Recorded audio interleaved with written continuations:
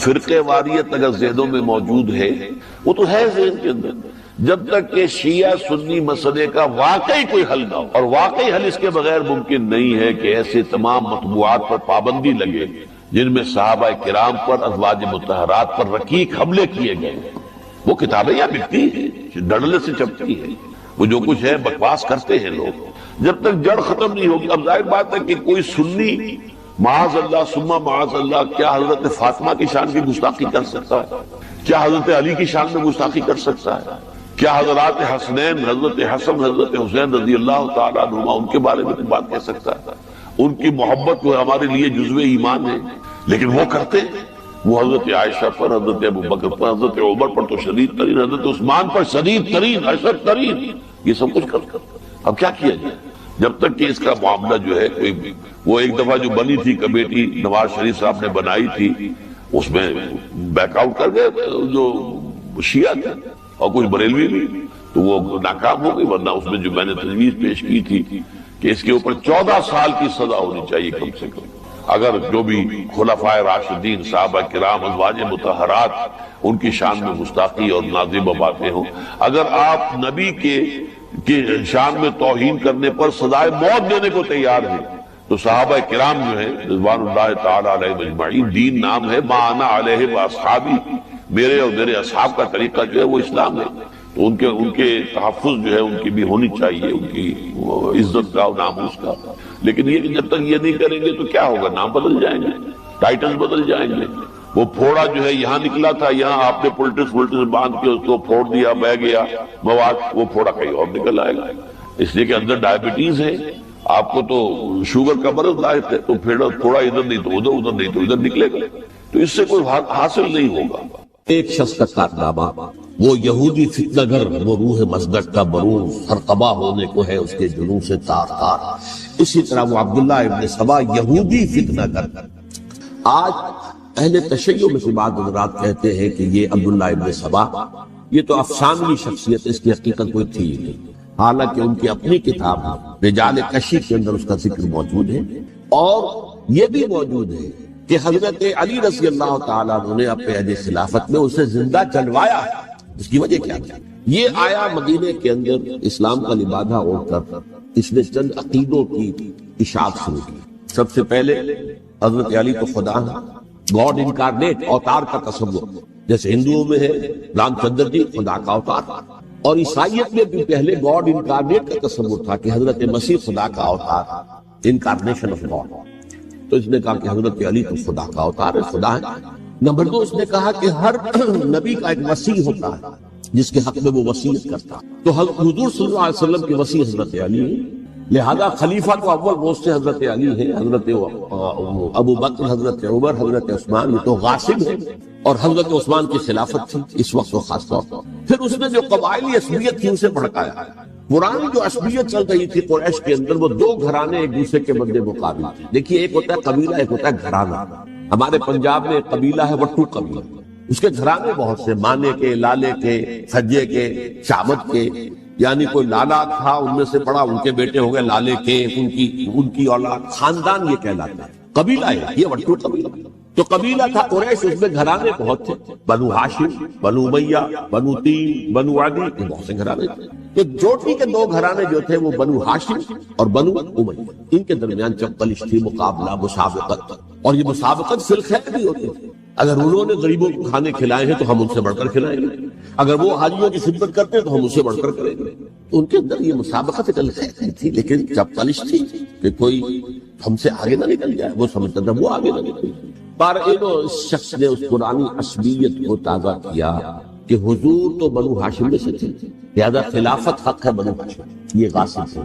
اس سے پہلے دو خلفاء جو تھے وہ نہ بنو ہاشم سے تھے نہ بنو امیہ سے۔ حضرت ابو بکر بنو تیم میں سے، چھوٹا قبیلہ تھا، حضرت عمر بنی عدی میں سے تھے، وہ بھی چھوٹا قبیلہ تھا۔ یہ حضرت عثمان پہلے خلیفہ جو بنو امیہ میں سے تھے، جن کی پرانی چپقلش بنو ہاشم سے تھی۔ اب اس کو موقع مل گیا کہ پرانی قبائلی عصبیت کو بھڑکائے۔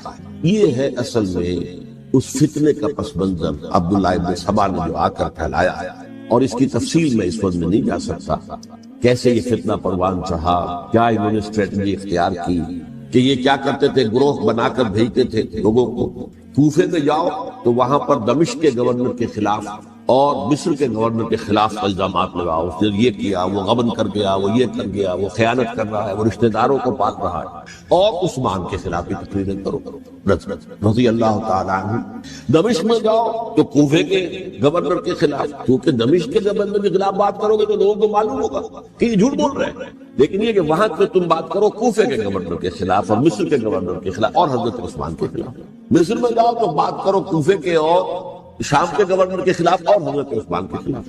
یہ انہوں نے ایسا اٹھایا، اور اس زمانے میں آپ کو معلوم ہے ذرائع نشر و رسائی تھے نہیں، نہ اس فتنے کی پتہ چل سکا جب تک کہ وہ فتنہ جو ہے پوری طرح برگ و باغ لا کر تراور درخت بن گیا۔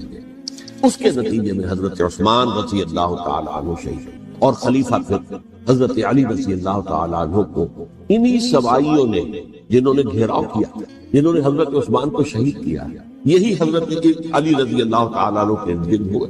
اور حضرت علی رضی اللہ تعالیٰ عنہ بھی نہیں چاہتے تھے خلافت کی بیعت لینا، لیکن آخر کیا وہ امت کو بغیر خلیفہ کے چھوڑ دیں؟ حضرت زبیر سے کہا گیا، انہوں نے نہیں مانا، رد کر دی بات۔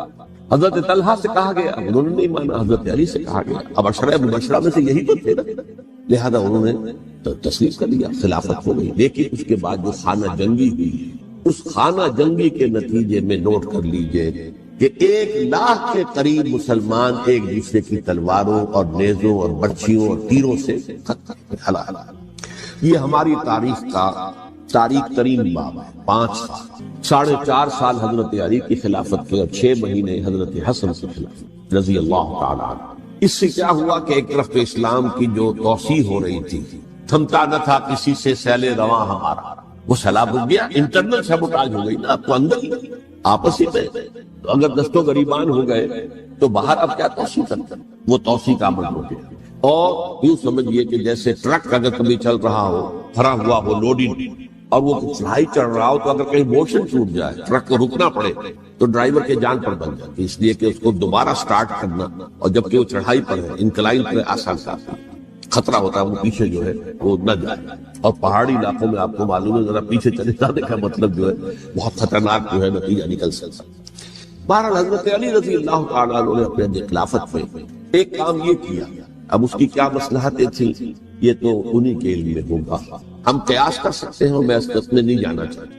ابھی تک خلافت کا مرکز تھا مدینہ منورہ، حضرت ابوبکر، حضرت عمر، حضرت عثمان، وہی جہاں حضور صلی اللہ علیہ وسلم رہے تھے اور جہاں پر کہ حضور مدفون تھے۔ لیکن حضرت علی نے اپنا مرکز جو ہے وہ کوفہ۔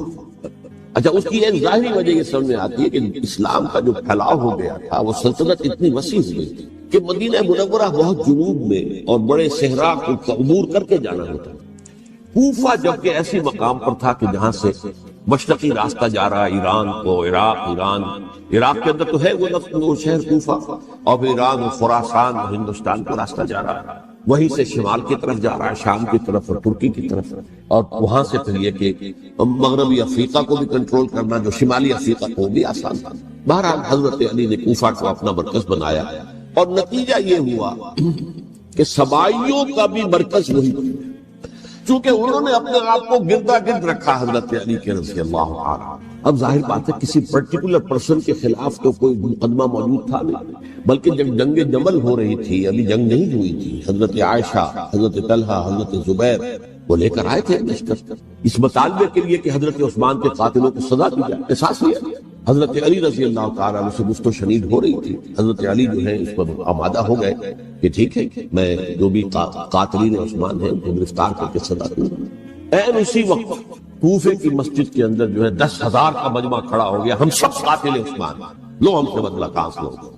اور انہوں نے کیا کیا، جاتے ہی جنگ چھیڑ دی، جب چھڑ جائے تو یا مرو یا مارو، اس کے علاوہ کوئی چارہ کار ہوتا ہی نہیں۔ ایک رات میں 10,000 مسلمان شہید، جن میں 2 عشرہ مبشرہ میں سے حضرت زبیر اور حضرت طلحہ رضی اللہ تعالیٰ۔ تو یہ صورت تھی، سبائیوں نے گھیراؤ کیا حضرت علی کا رضی اللہ عنہ۔ حضرت معاویہ دعوے دار نہیں تھے خلافت کے، قطعاً نہیں، ان کا صرف ایک دعویٰ تھا، اور وہ یہ تھا کہ عثمان کے قاتلوں کو گرفتار کرو، یا پھر سزا دو یا ہمارے حوالے کرو، ہم اس سے قصاص لیں گے۔ اس لیے کہ قبیلہ بنو امیہ کا تھا، اور حضرت ابی معاویہ بنو امیہ میں سے، تو ایک خاندانی طور پر جو ہے ہم قصاص لیں گے ان سے جنہوں نے قتل کیا ہے حضرت عثمان۔ لیکن یہاں ظاہر بات ہے کہ حضرت علی رضی اللہ تعالیٰ عنہ کی طرف سے مطالبہ یہ ہوتا تھا تم پہلے میری بیعت کرو، میرے ہاتھ مضبوط کرو تاکہ میں ان کے خلاف کوئی کام کر سکوں. لیکن انہیں یہ اندازہ تھا کہ اگر میں نے بیعت کی تو ظاہر بات ہے کہ حضرت علی تک پہنچنے سے پہلے پہلے مجھے گھر پر بڑھا دیں گے، اس لیے کہ سبائی جو ہے وہ آپ کو گھیرے ہوئے. بہرحال ایک عجیب الجھاؤ، ایک ڈائلیما تھا جس کی وجہ سے یہ جنگ چلتی رہی، اور حضرت علی رضی اللہ تعالیٰ عنہ کو انہی کے شیعان علی ہی کے اندر سے وہ جماعت علیحدہ ہوئی تھی جس کو ہم خوارج کے نام سے جانتے ہیں، اور ایک خارجی ملزم ابن ملجم ہی نے حضرت علی کو شہید کیا رضی اللہ تعالیٰ عنہ. پھر حضرت حسن رضی اللہ تعالیٰ عنہ، اب دیکھیے کس قدر صحیح بات تھی جو حضرت علی رضی اللہ تعالیٰ عنہ نے فرمائی جب ان سے کہا گیا کہ کیا ہم آپ کے بیٹے حسن کے ہاتھ پر بیعت کر لیں رضی اللہ تعالیٰ عنہ. فرمایا نہ میں تمہیں اس کا حکم دیتا ہوں نہ میں اس سے روکتا ہوں، یہ تمہارا معاملہ ہے، امرہم شورا بینہم، تم اپنے باہمی مشورے سے جو فیصلہ کرو گے ٹھیک ہے، میں نہ حکم دیتا ہوں نہ روکتا ہوں. اس کا کیا مطلب ہے؟ باپ کے بعد بیٹے کی خلافت ہرگز حرام نہیں ہے، ورنہ کہتے کیسے ہو سکتا میرا بیٹا؟ نہیں، یہ نہیں کہا. حضرت عمر سے بھی کہا گیا تھا کہ اپنے بیٹے کو نامزد کر دیں، عبداللہ ابن عمر کو، تو انہوں نے جواب میں کیا کہا؟ اسے تو طلاق دینے میں نہیں آتی. انہوں نے اپنی کسی زوجہ کو طلاق دی تھی اور اس میں جو صحیح ترین طریقہ ہے وہ اختیار نہیں کیا تھا. انہوں نے طلاق دینے تک نہیں آتی تو میں اسے طریقہ بنا. یہ نہیں کہا تھا کہ باپ کے بعد بیٹا خلیفہ نہیں ہو سکتا، یہ نہیں تھا، کہیں حرام نہیں، نہ کتاب و سنت میں، نہ کوئی حدیث ہے، نہ کہیں قرآن مجید میں. تو حضرت علی نے بھی فرمایا رضی اللہ تعالیٰ، نہ میں روکتا ہوں نہ حکم دیتا ہوں، یہ تمہارا اپنا معاملہ ہے. بہرحال حضرت حسن رضی اللہ تعالیٰ عنہ نے حضرت امیر معاویہ سے صلح کر لی، خلافت ان کو سپرد.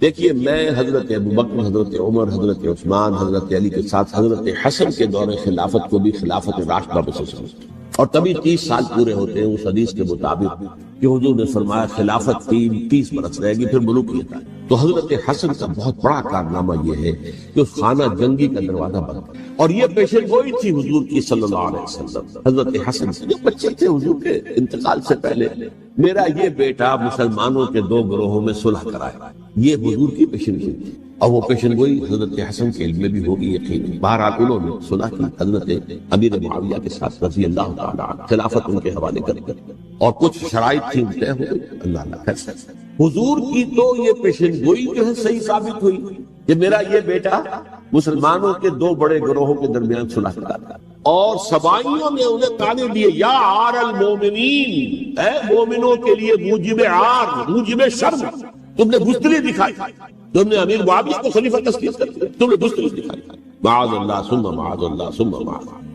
اب میں کچھ باتیں حضرت امیر معاویہ کے بارے میں کہنا چاہتا ہوں، اس لیے کہ وہاں اس میں میں نے حضرت معاویہ کے بارے میں یہ تو بہت حدت کے ساتھ کہا تھا، اور میں اب بھی اس پر قائم ہوں اور پوری طریقے سے قائم ہوں. میرا مستقل موقف یہی ہے کہ حضرت معاویہ رضی اللہ تعالیٰ عنہ کے دور خلافت کو ہم خلافت راشدہ میں شامل نہیں سمجھتے، اہل سنت میں سے کوئی بھی نہیں سمجھتا. لیکن اس کے ساتھ میں نے حضرت امیر معاویہ کے کچھ مناقب بھی بیان کیے تاکہ پلڑا جو ہے ترازو کا اس کے دونوں پلڑے سامنے آئے. لیکن یہ وہ حصہ میرے اس بیان کا نکال دیا، ختم کر دیا گیا. یہ میں نہیں جانتا کہ اس میں کیا مصلحت دیکھی گئی ہے. اس میں تو کسی کے لیے کوئی معاملہ ایسا نہیں تھا کسی کے جذبات کو جو ہے وہ ٹھیس پہنچانے والا، کیونکہ میں نے کہا وہ خلیفہ راشد نہیں تھے، صاف بلکہ وہ دور ملوکیت کا آغاز ان سے ہو گیا. بلکہ جب ایک صاحب نے یہ کہا کہ کربلا کے بعد سے دور ملوکیت آ رہی تھی، تو میں نے کہا نہیں جناب، دور ملوکیت تو 20 سال پہلے پوری ہو چکی تھی، شروع ہو چکی. حضرت امیر معاویہ کے بھی 20 سال میں وہ دور ملوکیت میں شمار ہوا. انہیں کسرا العرب بھی کہا گیا، عرب کے کسرا، جو شہنشاہ ایران کا خطاب تھا. حضرت معاویہ رضی اللہ تعالیٰ عنہ کو کسرا العرب کہا گیا، عرب کا کسرا ہی. لیکن دوسری طرف یہ ہے کہ وہ صحابی رسول رضی اللہ تعالیٰ حضور کے برادر نسبتی بھی ہیں، حضور کے سالے ہیں. ان کی ہمشیرہ ام حبیبہ حضور کی زوجہ محترمہ ام المومنین ام حبیبہ رضی اللہ تعالیٰ. پھر کس قدر معتمد علیہ تھے حضور کے کاتبان وحی میں شامل تھے. وحی کی کتابت کرنے والے چند لوگ تھے جنہیں کہ حضور کہتے تھے کہ اب یہ آیت لکھ لو.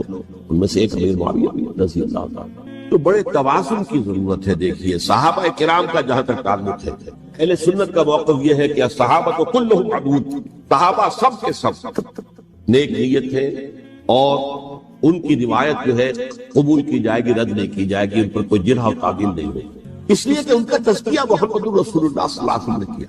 لہذا یہ تو ہو سکتا ہے کہ کسی صحابی سے کوئی خطا ہو، لیکن وہ خطا اجتہادی ہوگی، نیت کی خطا تھی، نیت کی غلطی۔ اگر کسی صحابی کی نیت پر حملہ کیا جائے تو یہ اصل میں طعن ہے، حملہ ہے حضور پر کہ وہ تربیت دے نہیں سکے اپنے ساتھیوں کو، معاذ اللہ ثم معاذ اللہ ثم معاذ اللہ، وہ تزکیہ کر ہی نہیں سکے۔ 3 جگہ جو قرآن میں آیا ہے یتلو علیہم آیاتہ ویزکیہم، تو کیا تزکیہ کیا؟ اگر ان کے قریب ساتھی جو تھے، اگر ان کے اندر بھی بدنیت تھی اور دنیا کی طلب تھی اور دنیا کے اندر اقتدار حاصل کرنے کا جذبہ تھا، تو پھر کیا تزکیہ کیا؟ ثم معاذ۔ لہذا صحابہ سب کے سب عدول ہیں اور ان سے اختلاف ممکن ہے، لیکن ان کی نیت پر حملہ نہیں ہو سکتا۔ تو حضرت امیر معاویہ کی شخصیت ایک چیز ہے، آپ کا دور خلافت دوسری چیز۔ شخصیت کے اعتبار سے صحابی رسول ہیں، برادر نسبتی ہیں حضور کے صلی اللہ علیہ وسلم، اور پھر یہ کہ اس قدر معتمد علیہ ہے صحابہ میں سے کہ وہ کاتبان وحی، یہ عام آدمی کے کرنے کا کام نہیں تھا جو وحی کی کتابت کرتا اللہ کے کلام کا۔ البتہ یہ ہے کہ جیسا کہ میں نے عرض کیا، ان کا دور خلافت میں راستہ نہیں ہے، وہ ملوکیت کا دور۔ یہ میں نے عرض کیا، میں نے ایک صاحب نے جب یہ کہا کہ ملوکیت شروع ہو رہی تھی، میں نے کہا شروع نہیں ہو رہی تھی، ملوکیت تو 20 سال پہلے شروع ہو چکی تھی۔ اسی طریقے سے ایک صاحب نے کہا تھا کہ اسلام کو قائم کرنے کے لیے حضرت حسین میدان میں آئے، میں نے کہا یہ بھی غلط ہے، اسلام تو 60 سال پہلے قائم ہو چکا تھا۔ نبی اکرم صلی اللہ علیہ وسلم کے دست مبارک سے اسلام قائم ہو گیا، جعل الحق وزهق الباطل ان الباطل كان زهوقا، پھر 30 برس تک وہ کامل شکل کے اندر قائم رہا۔ تو اسلام جو ہے وہ جو ہے در حقیقت اب قائم کرنے والی بات نہیں تھی، البتہ اس کے اندر زوال شروع ہو گیا تھا۔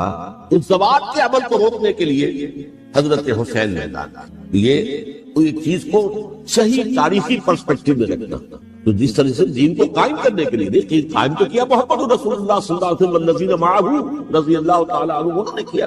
ہاں اب جو ہے وہ اپنی اس شاندار حیثیت سے نیچے گرنے لگا تھا، وہ میں بعد میں عرض کروں گا کہ میں نے اس سے کیا عرض کیا تھا کہ یہ اس زوال کو روکنے کے لیے کسی طریقے سے یہ اپنی اصل حقیقت پہ قائم رہے، یہ حضرت حسین رضی اللہ تعالی عنہ کی سعی تھی۔ اچھا، حضرت امیر معاویہ کے جو 20 سال ہیں وہ پورے امن، سکون، اطمینان، کوئی جھگڑا، کوئی فساد، کوئی اختلاف، کوئی باہمی خانہ، کچھ 20 سال، یہ بھی تاریخ کی بڑی چشم کشا حقیقت ہے جو عام طور پر لوگوں کے لیے نہیں۔ سبائی بھی دبکے رہے، حضرت امیر معاویہ کی حکومت اتنی مضبوط تھی، کنٹرول، کہ ان کو کچھ سر اٹھانے کا موقع نہیں موجود تھے دبکے، جیسے کہ میں نے کہا ریولوشن کے آخری مرحلے پر آ کر جو مخالفین ہیں وہ دب جاتے ہیں کہ پھر دیکھیں گے موقع ملے گا تو پھر لیں گے، اسے حساب کتاب۔ 20 سال رہے ہیں پورے امن کے، 10 سال کے بعد یعنی درمیان میں ہے حضرت امیر معاویہ کا عہد خلافت۔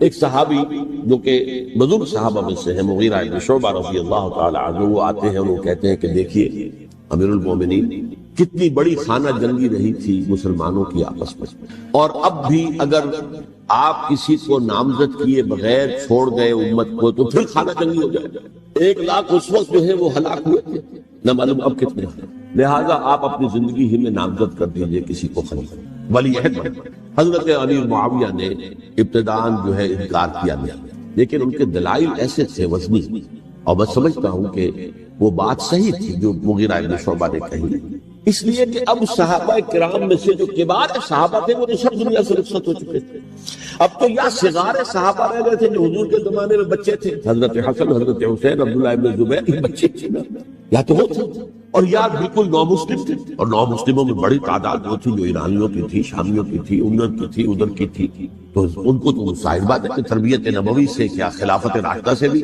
اکثر و بیشتر کو حصہ ملا ہی نہیں۔ تو اس صورت میں اب وہ اعلیٰ ترین معیار پر حکومت کے نظام کو قائم کرنا ممکن نہیں ہے۔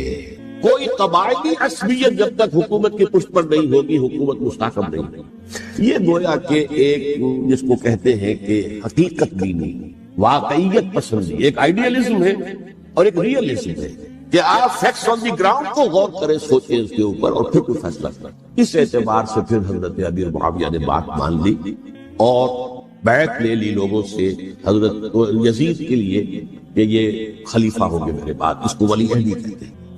اچھا، اس وقت 5 افراد ایسے تھے کہ جنہوں نے اس سے اختلاف کیا، یہ بات بہت اہم ہے۔ میرا کتاب کیا ہے، سانحہ کربلا، اس کے کچھ نسخے آج یہاں ہوں گے، آپ لوگ پڑھیے اسے غور سے اور پھیلائیے تاکہ حقیقت سامنے آئے۔ 5 افراد کون تھے جو ہونے چاہیے؟ ابو بکر فوت ہو گئے، ان کے بیٹے عبد الرحمن ابن ابی بکر، عمر فوت ہو گئے، ان کے بیٹے عبداللہ ابن عمر، عباس فوت ہو گئے ان کے بیٹے عبداللہ ابن عباس، زبیر فوت ہو گئے ان کے بیٹے عبداللہ ابن زبیر، اور حضرت حسن جو ہے ان کا انتقال ہو چکا تھا، حضرت علی کے بیٹے حضرت حسین رضی اللہ تعالی عنہ اجمعین۔ حضرت حسن کے بارے میں ایک فریق کا کہنا یہ ہے کہ انہیں زہر دے کر ہلاک کیا، اہل تشیع کی قول پر، جبکہ اہل سنت کہتے ہیں کہ نہیں، وہ اپنی جو بھی طبی موت تھی اس سے ان کی وفات۔ لیکن میں اس میں نہیں جانا چاہتا، اس لیے کہ یہ مائکرو ہسٹری جو ہے نا، وہ تو ایک ایک واقعے کے لیے ادھر کی روایات کیا، ادھر کی کیا ہیں، ان کے پاس کیا دلائل، یہ تو کسی ریسرچ اسکالر کا موضوع میرا پسند ہے۔ لیکن بہرحال یہ 5 حضرات تھے جنہوں نے ولی عہدی کی بیعت نہیں کی، لیکن حضرت معاویہ اتنے حریب الطبع انسان تھے، انہوں نے جبر نہیں کیا، کوئی تشدد نہیں کیا۔ ٹھیک ہے، ولی عہدی کی بیعت نہیں کر رہے، کوئی بات نہیں، میری بیعت تو کی ہوئی ہے، ابھی تو میں زندہ ہوں، بات ختم ہو گئی، میری بیعت کو تو نہیں توڑا انہوں نے، فسخ بیعت نہیں کی۔ اس اعتبار سے انہوں نے نہ کوئی تشدد کیا، نہ جبر کیا، نہ کوئی معاوضہ کیا۔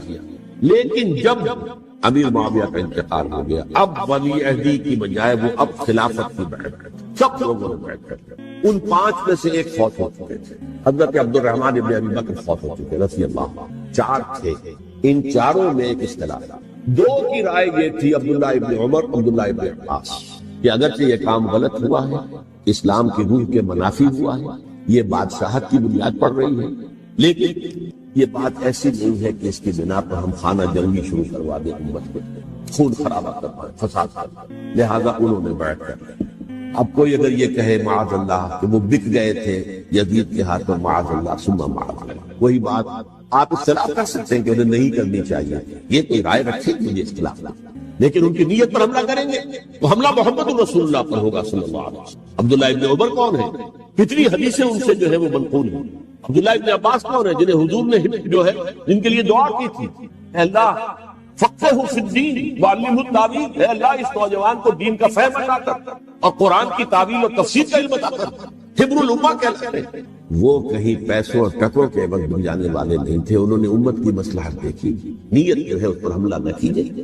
البتہ اختلاف کا آپ کا 2 حضرات جو ہے ڈٹے رہے کہ نہیں، ہمیں کم وقت میں رجسٹ کرنا ہے۔ عبداللہ ابن زبیر عمر کے اعتبار سے وہ بڑے مسلمانوں میں سب سے پہلے ولادت مدینے میں جا کر جو ہوئی ہے وہ عبداللہ ابن زبیر کی ہوئی ہے۔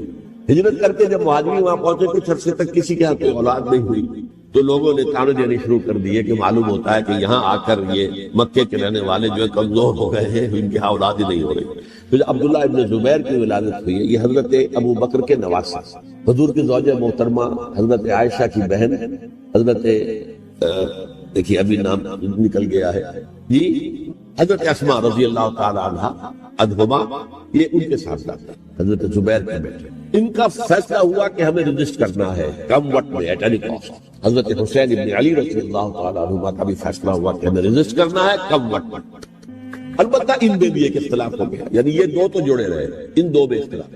عبداللہ ابن زبیر کا کہنا یہ تھا کہ ہمیں حجاز میں رہنا چاہیے، یہ سرزمین ہے جس میں نبوت کی برکات سب سے زیادہ ہے، یہاں ہم مضبوط قلعے کے اندر ہیں، ہمیں یہاں سے جو ہے رجسٹ کرنا چاہیے اور ختم کرنا چاہیے اس نظام کے اندر جو خرابی آ گئی ہے۔ حضرت حسین رضی اللہ تعالیٰ عنہ کے پاس خطوط کا کانٹا بجا ہوا تھا، کوفے سے لوگ خط لکھ رہے تھے، آئیے آئیے آئیے، ہم آپ کے ہاتھوں بیعت کریں گے، ہم آپ کے ہاتھوں بیعت کریں گے، ہم آپ کے ہاتھوں بیعت کریں گے۔ یہی وہ کوفہ جو حضرت علی کا دارالخلافہ رہا تھا اور جو پھر سبائیت کا گڑھ بن گیا۔ چنانچہ حضرت حسین نے حضرت مسلم بن عقیل کو بھیجا وہاں پر کہ میرے نمائندے کی حیثیت سے جا کر وہاں پر بیعت لو۔ 10-12 ہزار افراد سے بیعت کر لی، لیکن اس کے بعد یزید کی طرف سے گورنر بنا کے بھیجا گیا ابن زیاد کو۔ ابن زیاد نے آ کر جو تشدد کیا اور سختی کی تو سب کے سب بیعت توڑ کر اور سب منحرف ہو گئے۔ مخلصین تو وہ تھے نہیں، الکوفی لایوفی، کوفی جو ہے وہ تو کوئی وعدہ وفا کرنے والا ہوتا ہی نہیں، بیعت توڑ دی۔ فمن نقص فانما ينقص على نفسه، بیعت کے بعد بیعت توڑ دینا بہت بڑا توڑ۔ ادھر اطلاع مل گئی حضرت حسین کو، چل چکے تھے وہ راستے میں تھے کہ وہاں تو مسلم بن عقیل شہید ہو گئے اور سب لوگوں نے بیعت توڑ دی۔ اب واپس جانا چاہتے تھے، لیکن مسلم بن عقیل کے بیٹے جو ہے اڑ گئے۔ یہ عرب کی اپنی ایک جو ہے پرانی ان کی حمیت اور ان کا قبائلی نظام کہ اب ہم اپنے والد کے خون کا قصاص لیے بغیر نہیں دیں گے۔ حضرت حسین رضی اللہ تعالیٰ عنہ کی مروت اور شرافت، یہ میرا ساتھ دینے کے لیے آئے تھے، اب میں ان کا ساتھ نہ دوں تو یہ تو شرافت نبوت کے خلاف ہے. کہا چلو چلتے. وہاں جا کر بھی عین اپنے میدان کے اندر بھی حضرت حسین رضی اللہ تعالیٰ عنہ نے 3 چیزیں پیش کی ان کوفیوں کے لشکر کے خلاف. سب سے بڑا لشکر کے اندر سب سے بڑے تو کوفی تھی جنہوں نے بیعتیں کی ہوئی تھی حضرت حسین کے ساتھ. دیکھو مجھے جانے دو واپس حجاز کی طرف، یا مجھے سرحدوں پر بھیج دو تاکہ میں کافروں کے ساتھ جنگ کرتے ہوئے اپنی جان دے دوں، یا مجھے یزید کے پاس جانے دو، میں اپنا معاملہ اس سے طے کروں. لیکن کوفیوں کو یہ گوارا نہ تھا. اگر یہ یزید کے پاس پہنچ گئے تو ہمارا کچا چھٹا بیان کر دیں گے کہ مجھے تو ان لوگوں نے برگلا کر بلایا. اس لیے کہ دیکھیے حضرت امیر معاویہ کے 20 سالوں کے دوران میں بتا چکا ہوں ان کی حکومت اتنی مستحکم تھی کہ اس کے خلاف کوئی فتنہ اٹھانا ممکن نہیں تھا. اب کیونکہ چینج اوور ہوا تھا، اور چینج اوور میں آپ کو معلوم ہوتا ہے کہ ایک جس کو کہتے ہیں every thing is in the melting پاٹ، ابھی تو یہ درمیان کے اندر معاملہ ہے. تو انہیں موقع ملا سر اٹھایا حضرت حسین رضی اللہ تعالیٰ عنہ کو، جو خطوط لکھے جس کے کہ تھیلے کے تھیلے اور بوریوں کی بوریاں بھری ہوئی حضرت حسین کے ساتھ تھی. وہ کہا کہ آئیے ہم آپ سے بیعت کریں. انہوں نے نہیں مانا. اور اصل میں حضرت حسین کے قاتل وہ کوفی تھے، وہ مشرک، وہ منافق جنہوں نے بیٹھ کر کے بیعت توڑی. اور اب وہ آ گئے کہ اگر یہ حسین رضی اللہ تعالیٰ عنہ بچ کر کہیں یزید کے پاس پہنچ گئے تو پھر ہمارا کچا چٹھا جو ہے وہ سامنے آ جائے گا اور ہماری پھر شافت. لہذا انہوں نے قتل کیا حضرت حسین کو رضی اللہ. ایک بات جو علامہ ڈاکٹر قلب صادق نے فرمائی، اور مجھے میرے علم میں یہ بات پہلے نہیں تھی، وہ یہ کہ حضرت حسین کے قتل کا فتویٰ ایک بہت بڑے مفتی نے دیا. یہ بات بھی ذرا سمجھ لیں. حضرت حسین رضی اللہ تعالیٰ عنہ کے قتل کا فتویٰ ایک بہت بڑے مفتی نے دیا. کیوں دیا تھا؟ اس لیے کہ حضور کی احادیث موجود ہیں کہ جب ایک شخص کی ایک خلیفہ کی بیعت ہو جائے تو دوسرا اگر کھڑا ہو تو اسے قتل کرنا. کھلی حدیث. اسی لیے ایک بہت بڑے مفسر بھی ہیں، فقیہ بھی ہیں، قاضی ابن العربی رحمۃ اللہ علیہ. ایک ابن عربی ہیں الف لام کے بغیر، ابن عربی، وہ بہت بڑے صوفی ہیں، فلسفی ہیں، اندلس کے ہیں. یہ قاضی ابن العربی ہیں جنہوں نے قرآن کی تفسیر لکھی ہے اس اعتبار سے کہ صرف ان آیات کی تفسیر جن سے کہ فقہی احکام جو ہے ان کا استنباط ہوتا ہے. یہ 2 تفسیریں اس طور سے لکھی گئی ہیں قرآن مجید کی. احکام القرآن ان کا نام ہے دونوں کا. ان میں سے ایک جو ہے قاضی ابن العربی کی ہے. ان کا ایک جملہ نقل ہوتا ہے، قتل الحسین بسیف جدہ، حسین قتل ہو گئے اپنے ہی نانا کی تلوار سے. وہ تلوار کیا تھی؟ جب کسی کی بیعت ہو چکی ہو پھر کوئی کھڑا ہو مدعی خلافت. میرے نزدیک حضرت حسین مدعی خلافت نہیں تھی. یہ بات اس وقت سامنے لوگوں کے نہیں آئی، بلکہ حکومت نے یہ باور کرا دیا کہ یہ تو باغی ہے، یہ مدعی ہے خلافت. انہوں نے تو دعویٰ نہیں کیا خلافت، وہ تو صرف اس عمل کو روکنے کے لیے میدان میں آئے. اور اس بات کو اچھی طرح سمجھ لیجئے کہ اس وقت تک یہ جو تصور آج ہمارے پاس ہے کہ ریاست علیحدہ ہے، حکومت علیحدہ ہے. State of Pakistan, we are loyal to the state of Pakistan. ہم ریاست پاکستان کے وفادار ہیں، گورنمنٹ آف پاکستان کے وفادار نہیں. We are not loyal to the government. Government تو کبھی بے نظیر کی تھی، ہم اس کے خلاف تحریک چل رہے تھے، یا کبھی کسی اور کی تھی اس کے خلاف تحریک چل رہی ہے، یا کبھی ضیاء الحق کی تھی اس کے خلاف تحریک چل رہی ہے. گورنمنٹ کو بدلنا تو عوام کا حق ہے. آج اس وقت نہیں تھا. اس وقت ریاست اور حکومت کا کوئی فرق نہیں تھا.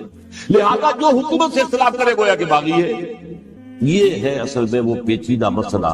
یہ کیوں کسی مفتی نے فتویٰ دے دیا؟ اس لیے کہ اس وقت تک ریاست اور حکومت کا فرق واضح نہیں تھا دنیا پر. یہ تو ابھی 100-150 سال کی بات ہے کہ آج ہمارا جو پولیٹیکل سائنس کا ایوولوشن ہوا ہے وہ اسٹیج تک پہنچ گیا ہے کہ اسٹیٹ علیحدہ ہے، حکومت علیحدہ ہے. حکومت تو اسٹیٹ کے 3 آرگنز میں سے ایک آرگن ہے. ایڈمنسٹریشن حکومت کی ہے، جوڈیشری ہے اور لیجسلیچر ہے. 3 آرگن سے بڑے بڑے ان میں سے ایک ہے. تو حکومت کو بدلنا تو عوام کا حق ہے، چاہے وہ ووٹ کے ذریعے بدلے چاہے ایجیٹیشن. اگر پورا من ایجیٹیشن ہے اس سے حکومت کو بدلنے کا حق حاصل ہے دستوری طور پر ہر اعتبار سے. اس وقت یہ نہیں تھا. لہذا صورتحال یہ بن گئی کہ حکومت وقت نے باور کرا دیا مسلمانوں کو. ورنہ سوچئے نواسہ رسول کو قتل کرنا تو آسان کام تھا. آخر سب کلمہ گو تھے کہ نہیں تھے؟ کلمہ گو تھے اور حضور سے عقیدت و محبت میں کمی. لیکن یہ کہ فتویٰ اگر ایک بہت بڑے مفتی کا جو کہ حضرت علامہ ڈاکٹر قلب صادق صاحب نے فرمایا، مجھے اس مفتی کا نام بھی معلوم نہیں کہ ایک مفتی کا فتویٰ تھا جس کے بنا پر اب ان لوگوں نے حضرت حسین کو قتل کیا. اور یہی وجہ ہے کہ انہوں نے پھر خیموں کو بھی آگ لگا. وائی حالانکہ دیکھیے اگر دشمنی کا انتقام ہوتا تو حضرت علی بن حسین جو بیمار تھے، جو بعد میں زین العابدین رحمت اللہ علیہ کے نام سے پھر یہ اہل تشیع کے چوتھے امام معصوم ہیں، حضرت علی، حضرت حسن، حضرت حسین اور پھر حضرت علی بن حسین زین العابدین رحمت اللہ علیہ، کیا وہ بھی قتل کر دیتے؟ حضرت حسین کی نسل ختم ہو جائے، لیکن نہیں کی۔ آگ کیوں لگائی؟ آگ اس لیے لگائی کہ وہ جو ڈاکومنٹری پروف ہے ہماری غداری کا یزید کے خلاف حضرت حسین کو جو ہم نے دعوت دی، وہ جو ڈاکومنٹری پروف خطوط کی شکل میں موجود ہے وہ ختم ہو جائے۔ اس کے لیے انہوں نے خیموں میں آیا۔ بہرحال یہ ہے تاریخی پس منظر، یہ اسی سبائی فتنے کا تسلسل ہے جس نے سب سے پہلے حضرت عثمان کی جان لی رضی اللہ تعالیٰ۔ 5 سال تک مسلمانوں میں خانہ جنگی رکھی، حضرت علی کو پھر شہید کیا، اور اس کے بعد جو ہے 20 سال حضرت امیر معاویہ کے سر نہیں اٹھا سکے، لیکن پھر جب ایک چینج اوور ہو رہا تھا تو اس وقت انہوں نے موقع غنیمت سمجھا کہ اب کھڑے ہو جاؤ اور اب دوبارہ ایک فتنہ جو ہے اس کو امت کے اندر پیدا کر۔ اچھا، اس معاملے میں ایک بات جو میں نے وہاں کہی کہ ہمارے ہاں شاعرانہ جو مبالغہ آمیزی ہے، یہ میری گفتگو کا حصہ انہوں نے حذف کر دیا، اور میں نے ایک سنی شاعر بہت بڑے عالم جن کے حوالے سے آج بھی میری تقریر ہوگی خالد دینا ہال میں، مولانا محمد علی جوہر کے ایک شعر کے حوالے سے کہا کہ قتل حسین اصل میں مرگ یزید ہے، اسلام زندہ ہوتا ہے ہر کربلا کے بعد۔ میں نے کہا بالکل محمل شعر ہے، اسلام مرا ہی نہیں تھا، زندہ ہونے کا کیا سوال؟ اور اگر کسی درجے میں مزمحل یا زخمی ہوا تھا تو وہ تو رہا، کربلا کے بعد بھی رہا، یزید کی حکومت بھی رہی، بنو امیہ کی حکومت بھی چلی، کوئی تبدیلی تو نہیں آئی۔ یہ کیا کہہ رہے ہیں؟ اسلام زندہ ہوتا ہے کربلا کے بعد، اسلام مرا نہیں تھا۔ جیسے میں نے یہ کہا کہ ملوکیت جو ہے وہ اب تک شروع نہیں ہوئی، ملوکیت 19 برس پہلے شروع ہو چکی تھی حضرت امیر معاویہ، لیکن ظاہر بات ہے کہ حضرت حسن نے، حضرت حسین نے اس کو قبول کیا، اور حضرت حسین نے تو پھر 10 سال تک ولی عہدی جو تھی چاہے بیعت نہیں کی، لیکن اس کے خلاف میدان میں آ کر چیلنج تو نہیں کیا۔ اس اعتبار سے یہ معاملہ جو ہے اسلام زندہ ہوتا ہے کربلا کے بعد، یہ بے تکی بات ہے۔ ہاں، حضرت شاہ اسماعیل شہید رحمت اللہ علیہ کی اگر میں تشبیہ کو، تمثیل کو سامنے رکھوں تو اسلام کی عمارت 6 منزلہ ہے، 6ٹھی منزل ٹاپ کی وہ گر گئی، 5 منزلیں انٹیکٹ تھی، اسلام مرا نہیں تھا۔ عدالت میں شریعت کے مطابق فیصلے ہوتے تھے، قاضی تھے، مفتی تھے، شریعت نافذ تھی، اسلام کیا مرا؟ جبکہ خود کہہ رہے ہیں علامہ قلب صادق کے ایک مفتی کے فتوے سے حضرت عثمان کو قتل کیا گیا۔ اب وہ مفتی کی رائے، اس کی مدنیتی ہو، جو بھی ہو، وہ جانے، اللہ جانے، لیکن عام مسلمان کیا کرتے ہیں؟ اس پہلو سے اسلام مرا نہیں تھا۔ ہاں، ایک منزل گر گئی تھی، وہ گری رہی، 1000 برس تک گری رہی، یہاں تک کہ آ کر مغربی امپیریلزم نے اس کے گرایا، ملوکیت کا معاملہ ختم کیا، اور وہ جبریل ملوکیت دوسری آ گیا، ورنہ وہی بادشاہی چلی ہے۔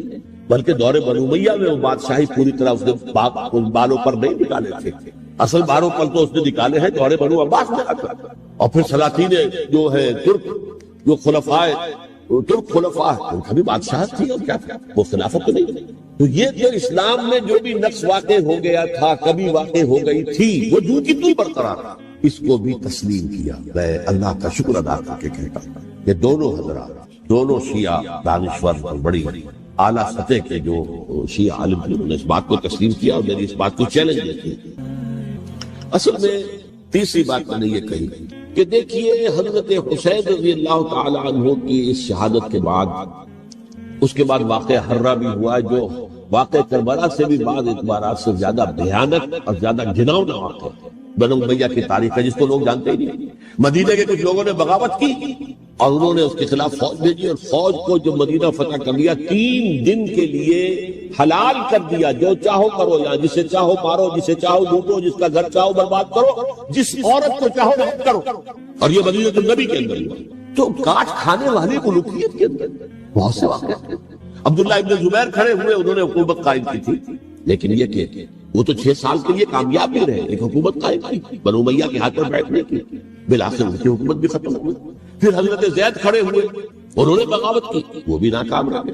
پھر بنو عباس میں کھڑے ہوئے حضرت نفس زکیہ، حضرت حسن رضی اللہ تعالیٰ عنہ کی اولاد میں سے، وہ بھی ناکام ہو گئے، شہید ہو گئے۔ پھر یہ سمجھ لیا گیا کہ اب یہ جہاں تک 6ٹھی منزل ہے وہ تو دوبارہ تعمیر نہیں ہو سکتی، یہ تو جس کی لاٹھی اس کی بھینس، جس کے پاس طاقت ہوگی اس کی حکومت ہوگی۔ جس کا قبیلہ زیادہ قوی ہوگا، جس قبیلے میں زیادہ عصبیت ہوگی، مضبوط ہوگا، متحد ہوگا، طاقتور ہوگا، اسی کی حکومت ہوگی۔ البتہ اس کے نیچے لوگوں کے اخلاق کی اصلاح کرو۔ صوفیاء کرام نے وہ کام اپنے ذمے لیا، اور بالکل وہی کام ہے کہ جو ائمہ اہل بیت کرتے رہے۔ حضرت حسن کی اولاد میں، پھر حضرت علی بن حسین رضی اللہ عنہ، حضرت حسین کی اولاد میں، پھر امام محمد باقر، امام محمد جعفر صادق، اور اس کے بعد بھی 5 اور کسی نے بغاوت کی۔ جیسے علماء کرام کام کر رہے تھے اور جیسے صوفیاء کرام کام کر رہے تھے، ایسے ہی وہ مسلمانوں کی علمی تربیت، روحانی تربیت اور تزکیہ کر رہے تھے۔ کسی نے حکومت کو چیلنج نہیں کی۔ نوٹ کر لیجیے اس بات۔ حضرت علی نے بھی چیلنج نہیں کیا تھا، حضرت حسن نے چیلنج نہیں کیا، خود صلح کر لی۔ تو ائمہ اہل بیت جو 12 یہ گنتے ہیں، جن میں سے آخری جو ہے حضرت مہدی کو تو ابھی ظاہر ہونا ہے، ان کے عقیدے کے مطابق وہ روح پوش ہے، وہ ظاہر ہوں گے، لیکن 11 حضرات کے بارے میں یہ کہ حضرت حسین کے سوا کسی نے بھی چیلنج نہیں کیا، اور حضرت حسین نے بھی اس مغالطے پر کیا کہ کسی ساتھ دیں گے، اور یہ موقع ہے کہ یہ جو 6ٹھی منزل اسلام کی گر گئی ہے، اسے دوبارہ تعمیر کر دیا جائے۔ انہوں نے خلافت کا دعویٰ نہیں کیا، یہ انہیں عوام کو مغالطے میں مبتلا کیا گیا کہ یہ خلافت کا مدعی ہو کر سامنے۔ جیسا کہ میں نے آپ سے کہا تھا، امیر معاویہ نے حضرت علی کے عہد خلافت میں کبھی خلافت کا دعویٰ نہیں کیا، مدعی خلافت نہیں چلتے، وہ تو یہ کہتے تھے کہ قاتلان حسین جو ہے، قاتلان عثمان کو سزا دو، قصاص کرو، بس۔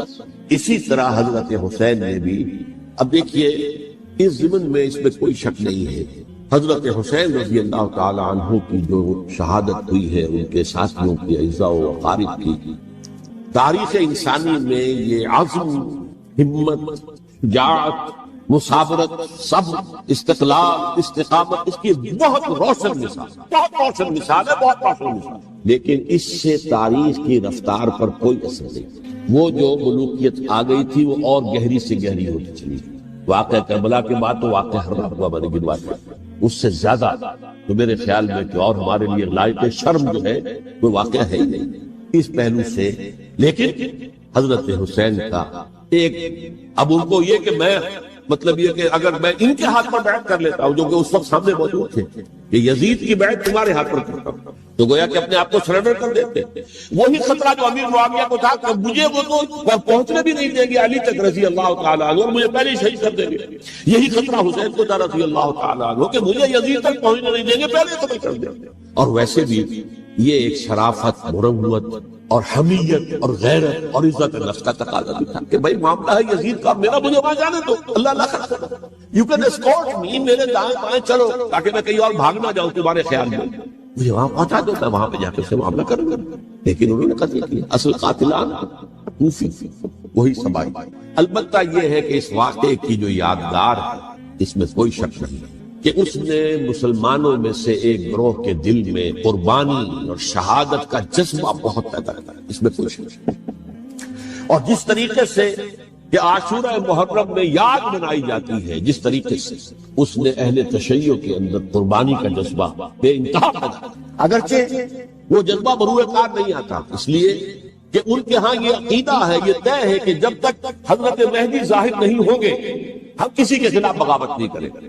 یہ پوری تاریخ میں ان کا معاملہ رہا، تمام جو ہے ائمہ اہل بیت کا معاملہ، جب تک مہدی نہیں آتے، keep sitting and keep waiting, wait and see, that's all۔ یہ تو خمینی صاحب نے کیا ہے، آیت اللہ خمینی صاحب نے، کہ انہوں نے یہ ایران کے شیعوں کو باور کرایا کہ بھائی جب آئیں گے حضرت مہدی آ جائیں گے، لیکن ہم اب ہاتھ پر ہاتھ رکھ کر بیٹھے رہیں، باطل کو چیلنج بھی نہ کریں، ہمیں کچھ تو کرنا چاہیے، وہ ہاتھ پاؤں ہلانے چاہیے، اور کچھ نہیں تو مہدی کا راستہ جو ہے صاف کرنا چاہیے، تمہید کرنی چاہیے، ان کے راستہ ہموار کیا جائے۔ تو یہ ان کی بڑی عظمت ہے آیت اللہ خمینی صاحب کی کہ اہل تشیع ایران کے جو ہے ان سے انہوں نے یہ بات منوا دی کہ ہم بالکل انرٹ نہیں بیٹھے رہیں گے، بلکہ اپنے نائب امام قرار دے کر اور ولایت فقیہ کے فلسفے کے حوالے سے، یہ دو چیزیں ان کی جو ہیں بنیادی فلسفے کی ہیں، وہ اس وقت میرا موضوع نہیں ہے۔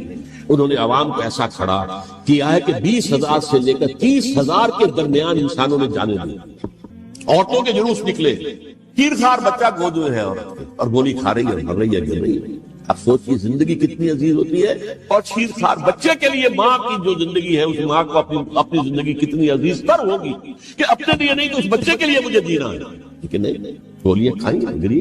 یہ جذبہ انہی میں ہے۔ واقعہ یہ ہے کہ اہل سنت کے اندر یہ جذبہ نہ ہونے کے برابر۔ یہ میں واشکا صاحب کو کہتا ہوں، پورے عالم اسلام میں صرف شیعہ ایران ایسا نکلا ہے کہ جس نے بادشاہت کا خاتمہ کیا، باقی سعودی عرب میں بادشاہت بیٹھی ہوئی ہے، اربوں ڈالر کا ایک ایک محل بنتا ہے بادشاہوں، اور سنی کوئی حرکت نہیں۔ وہ تو اب جو حرکت ہو رہی ہے وہ اینٹی امریکن حرکت ہے جو ہو رہی ہے، در حقیقت وہ مسئلہ بالکل دوسرا ہے جو اس وقت ہو رہا ہے۔ لیکن یہ کہ عالم اسلام میں کوئی تحریک ایسے نہیں اٹھی، یہ اہل تشیع میں ہے جو بالکل استثنائی بات ہے کہ انہوں نے جو ہے ایسا بادشاہ جس کو کہا جاتا تھا کہ اس کا جو اسلحہ خانہ ہے وہ ایشیا میں سب سے بڑا اسلحہ خانہ ہے، جو 2500 سالہ پرانی جو ایک عظمت تھی ایران کی اس کو دوبارہ تازہ اور زندہ کرنا چاہتا تھا۔ 2500 سالہ برسی اس نے منائی تھی، اس کے لیے ایک شہر آباد کیا تھا کہ خسرو یا سائرس یا ذوالقرنین قرآن مجید کی اصطلاح میں اس کی